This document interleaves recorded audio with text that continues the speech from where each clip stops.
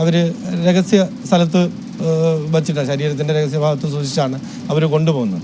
ആ ബോട്ടിലാണ് അവർ നമ്മളിലേക്ക് തിരിച്ചും കൊണ്ടുവരുന്നത്. അത് നമ്മൾ കൈനീട്ടി വാങ്ങുകയാണ്. പക്ഷെ അത് ആരോഗ്യ പ്രശ്നങ്ങൾ നേരിടാനുള്ള സാധ്യത ജീവനക്കാർക്ക് വളരെ കൂടുതലാണ്. 10 കിലോമീറ്റർ 15 കിലോമീറ്റർ അകലെ പോയിട്ട് ആ സാധനം കഴിച്ചിട്ട് ആ 20 രൂപയ്ക്ക് വേണ്ടി കുപ്പിക്കൂടെ വരാൻ പറ്റുമോ?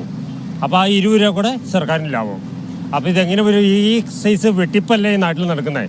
സർക്കാരിന് എന്തെല്ലാം പരിപാടിയുണ്ട്. ആ പള്ളിക്ക് നാണം കെട്ട ആ പള്ളിക്ക് വേറെ എന്തെങ്കിലും പരിപാടി ചെയ്യാൻ പാടില്ല.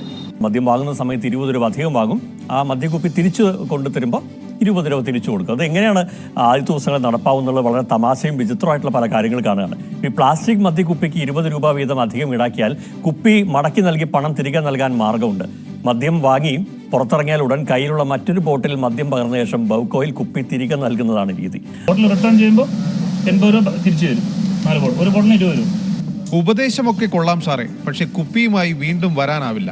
ഉടൻ തിരികെ തന്നേക്കാം. അങ്ങനെയാവുമ്പോൾ ഇതാവും എളുപ്പവഴി.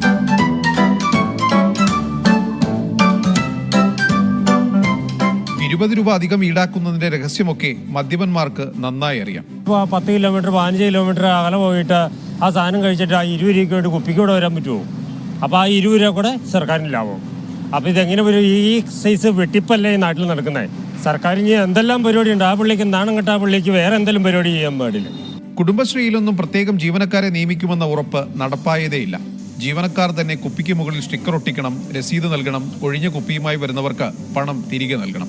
പരീക്ഷണ പദ്ധതി എന്നാണ് പേരെങ്കിലും ജീവനക്കാർ നേരിടുന്നതും വല്ലാത്ത പരീക്ഷണമാണ്. മദ്യം വാങ്ങുന്നവരിൽ ഒരു വലിയൊരു വിഭാഗം ഈ മദ്യം കൊണ്ടുപോകുന്നത് അവർ രഹസ്യ സ്ഥലത്ത് വച്ചിട്ടാണ്, ശരീരത്തിൻ്റെ രഹസ്യഭാഗത്ത് സൂക്ഷിച്ചാണ് അവർ കൊണ്ടുപോകുന്നത്. ആ ബോട്ടിലാണ് അവർ നമ്മളിലേക്ക് തിരിച്ചും കൊണ്ടുവരുന്നത്. അത് നമ്മൾ കൈനീട്ടി വാങ്ങുകയാണ്. പക്ഷെ അത് ആരോഗ്യ പ്രശ്നങ്ങൾ നേരിടാനുള്ള സാധ്യത ജീവനക്കാർക്ക് വളരെ കൂടുതലാണ്. മദ്യക്കുപ്പി കൊടുത്താൽ 20 രൂപ കിട്ടുമെന്ന് ആരോ പറഞ്ഞറിഞ്ഞ് റോഡരികിൽ കിടന്ന കുപ്പിയെല്ലാം ശേഖരിച്ചെത്തിയ ആളിനോട് ഇതല്ല പണം കിട്ടുന്ന കുപ്പിയെന്ന് അറിയിച്ചതോടെ പ്ലാസ്റ്റിക് വീപ്പയിലിട്ട് മടങ്ങുന്നതും കാഴ്ച. തട്ടുകേടില്ലാതെ നീങ്ങിയിരുന്ന മദ്യവിൽപ്പന തകരാറിലേക്ക് പോകുന്നുവെന്നാണ് ജീവനക്കാരുടെ ആകെ മുന്നറിയിപ്പ്.